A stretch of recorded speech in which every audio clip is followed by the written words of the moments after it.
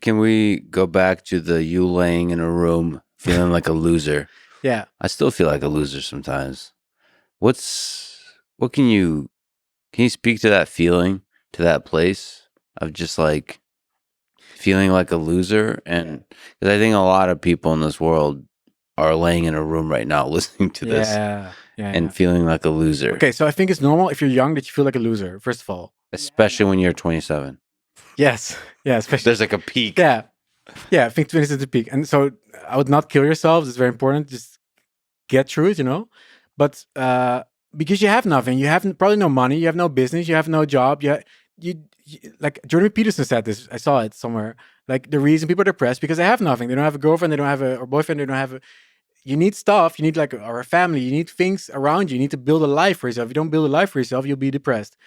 So if you're alone in Asia in a hostel, looking at the ceiling, and you don't have any money coming in, you don't have a girlfriend, you don't. Of course you're depressed. It's logic. But back then, if you're in the moment, you think this is not logic. There's something wrong with me, Yeah. And also I think I started getting like anxiety, and I think I started going a little bit crazy where I think travel can make you insane. And I know this because I know that there's like digital nomads that they kill themselves. And I haven't checked like the comparison with like baseline people, like suicide rate, but I have a hunch, especially in the beginning when it was a very new thing, like 10 years ago, that it can be very psychologically taxing, and you're alone a lot back then when you travel alone. There was no other digital nomads back then a lot. So you're in a strange culture. You look different than everybody. Like I was in Asia, like everybody's really nice in Thailand, but you're not part of the culture. You're traveling around. You're hopping from city to city. You don't have a home anymore. Mm-hmm. You feel disrooted. And you're constantly an outcast in that you're different from everybody else. Yes, exactly. But people treat you like Thailand. People are so nice, but you still feel like outcast. And then I think the digital nomads I met then were all kind of like, it was like shady business, but they were like vigilantes because it was a new thing. Mm-hmm. And like one guy was selling illegal drugs. It was an American guy, was selling illegal drugs via UPS to Americans, on his website. There were like a lot of drop shippers doing shady stuff. There's a lot of shady things going on there. And they didn't look like very balanced people. They didn't look like people I wanted to hang with, So I also felt outcast from other foreigners in Thailand, other digital nomads. And I was like, man, I made a big mistake. And then I went back to Holland, and then I got even more depressed. You said digital nomad. What is digital nomad? What is that way of life? What is the philosophy there?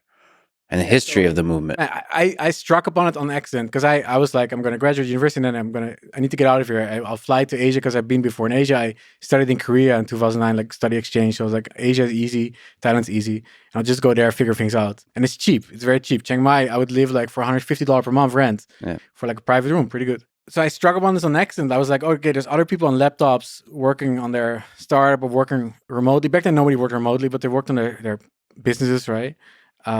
And they would, live in like Colombia or Thailand or Vietnam or Bali. They would live kind of like in more cheap places. And it looked like a very adventurous life. Like you travel around, you build your business. There's no pressure from like your home society, right? Like you're American, so you get pressure from American society telling you kind of what to do. Like you need to buy a house or you need to do this stuff. I had this in Holland too. And you can get away from this pressure. You can kind of feel like you're free. There's nobody telling you what to do. But that's also why you start feeling like you go crazy, because you are free. You're disattached from anything and anybody. You're disattached from your culture. You're disattached from the culture you're probably in because you're staying very short. I think Franz Kafka said, "I'm free, therefore I'm lost." Man, that's so true. Yeah, that's exactly the point. And yeah, freedom is like, it's the definition of no constraints, right? Like anything is possible. You can go anywhere. And everybody's like, oh, that must be super nice, like freedom, you must be very happy. And it's the opposite. Like, I don't think that makes you happy. I think constraints probably make you happy. And that's a big lesson I learned then. But what were they making for money? What? So you're saying they were doing shady stuff at that time? For me, because I was more like a developer. I wanted to make startups kind of. And it was like, there was like drugs being shipped to America, like diet pills and stuff, like non-FDA approved stuff, and they would like, there was no like ethic. They were like, they would sit with beers and they would laugh about like all the dodgy shit kind of they're doing, that part of okay. That kind of vibe, like kind of sleazy e-com vibe. I'm not saying all e-com is sleazy, but right. But this vibe. It could be a vibe. And your vibe was more build cool shit stuff. That's ethical. The guys with sports cars in Dubai, these people, Yes. e-com, like, oh, bro, you got to drop ship Yeah. and you'll make 100 million a month. Like those people, it was this shit. And I was like, this is not my people. Yeah. I mean, there's nothing wrong with any of those individual No components, judgment. but there's a foundation that's not quite ethical. What is that? I don't know what that is. But yeah, I get you. No, I don't want to judge. It was more, I know that for me, it wasn't my world. It wasn't my subculture. I wanted to make cool shit, but they also think their cool shit is cool. So, but I wanted to make like real like startups, and that was my thing. I would read Hacker News, like Y Combinator, and they were making cool stuff. So I wanted to make cool stuff. I mean, that's a pretty cool way of life. Just if you romanticize it for a moment. It's very romantic, man. It's colorful, like if I think about the memories. I mean, what are some happy memories? Just like working cafes or working in just the freedom that envelops you with that way of life. Because anything is possible. You can just get up. I think it was amazing. Like we would work, like I would make friends and we would work until 6 a.m.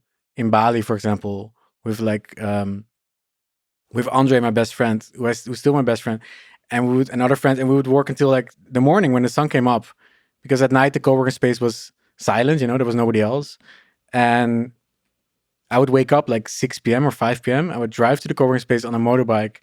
I would buy like 30 hot lattes from a cafe. How many? 30, because there was like 6 people coming, or we didn't know. Sometimes people would come in. And Did you say 30? Yeah. Nice. And we would drink like 4 per person or something, Yeah. Uh-huh. Man, it's Bali. I don't know if they were powerful lattes, but they were lattes. And we would put it in a plastic bag, and then we'd drive there, and all the coffee was like falling, everywhere. Yeah. And then we'd go in the coffee station and have these coffees here, and we'd work all night. We'd play like techno music, and everybody would just work on their, like, this was literally like business people. They would work in their startup, and we'd all try and make something. And then the sun would come up, and the morning people, the yoga girls and yoga guys would come in, after the yoga class at 6, and they say, "Hey, good morning." And we're like, we look like this, and we're like, "What's up? How are you doing?" And we didn't know how bad we looked, but it was very bad. And then we'd go home, sleep in like a hostel or a hotel, and do the same thing, and again and again and again. And it was this lock-in mode, like working. And that was very fun. So it's just a bunch of you, techno music blasting all through the night. Yeah. Or more like industrial, not like this cheesy. For me, it's such an interesting thing because the speed of the beat affects how I feel about a thing. Yeah. So the faster it is, the more anxiety I feel, but that anxiety is channeled into productivity. But if it's a little too fast, the anxiety overpowers. So you don't like drum and bass music? No, probably not. No, it's too fast. For working, I have to play with it. It's like you can actually, like, I can adjust my level of anxiety. Must be a better word than anxiety. It's like productive anxiety that I like. Whatever that is. It also depends what kind of work you do, right? Like if you're writing, you probably don't want drum and bass music. I think for code, like industrial techno, this kind of stuff, kind of fast, it works well because you really get like locked in, and combined with caffeine, you go deep, and I think you balance on this edge of anxiety because this caffeine is also hitting your anxiety, and you want to be on the edge of anxiety with this techno running. Sometimes it gets too much. It's like stop the techno, stop the music. It's like, but those are good memories, and also like travel memories. Like you go from city to city, and it feels like it's kind of like jet set life. Like it feels very beautiful. Like you're seeing a lot of cool cities. And what was your favorite place that you remember you visited? I think still like Bangkok is the best place, and Bangkok and Chiang Mai. I think Thailand is very special. Like I've been to the other places, like I've been to Vietnam and I've been to South America and stuff. I still think Thailand wins in how nice people are, how easy of a life people have there. Everything's cheap. Yeah, and good. Well, Bangkok is getting expensive now, but Chiang Mai is still cheap. I think when you're starting out, it's a great place. Man, the air quality sucks. It's a big problem. So, and it's quite hot, but that's a very cool place. Pros and cons. I love Brazil also. Mm-hmm. My girlfriend is Brazilian, but I do love, not just because of that, but I like Brazil. The problem still is the safety issue, like it's like in America, like it's localized. It's hard for Europeans to understand, like safety is localized to specific areas. So if you go to the right areas, it's amazing. Brazil's amazing. If you go to the wrong areas, like maybe you die. Mm-hmm. Right? Yeah. Yeah. I mean, that's true. But it's not true in Europe. So in Europe, it's much more. That's true. That's more average. You're right. It's more averaged out. Yeah, I like it when there's strong neighborhoods. When you're like you cross a certain street and you're in a dangerous part of town. man. Yeah, I like it. I like there's certain cities in the United States like that. yeah. I like that. And you're saying Europe is But more you don't feel meltdown. scared? Well, I don't. Well, you I did like danger. BJJ. No, not even just that. I think danger is interesting. So Yeah, danger reveals something about yourself, about others. Also, I like the full range of humanity. yeah. So I don't like the mellowed out aspects of humanity. I have friends like these nomad friends that are exactly like this. Like they go to like the kind of broken areas, you know. Like they like this reality. They like this authenticity more. They don't like luxury. They don't like Oh yeah, I hate no. luxury. Yeah, it's Yeah. very European of you. Like Wait, was that? That's a whole nother conversation. So you quoted Freya Stark, quote, "To awaken quite alone in a strange town is one of the most pleasant sensations in the world." yeah. Do you remember a time you awoken in a strange town and felt like that?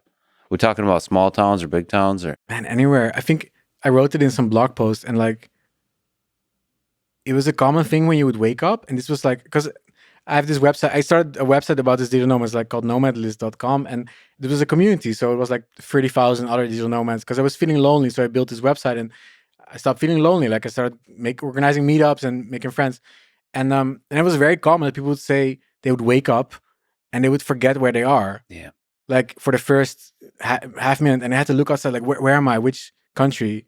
Which sounds really like privilege, but it's more like funny. Like you literally don't know where you are because you're so disrooted. Um, but there's something, man. It's like Anthony Bourdain, you know. There's something pure about this kind of vagabond travel thing, you know. Like it's behind me. I think I don't like now. I travel with my girlfriend, right? It's very different, but it is a romantic like memories of this kind of like vagabond, individualistic solo life. But the thing is, it didn't make me happy. But it was very cool. But it didn't make me happy, right? It made me anxious. there's something about it that made you anxious. I don't know. I still feel like that. It's a cool feeling. It's scary at first, but then you realize where you are, I don't know. It's like you awaken to the possibilities of this place when That's you feel it. like that. It's That's like it. great, and it's even when you're doing some basic travel. When I go Yeah. to San Francisco or something, I'll Yeah, feel you have like the novelty effect. Like you're in a new place. Like here, things are possible. You know, you don't get bored yet, and that's why people get addicted to travel. You know.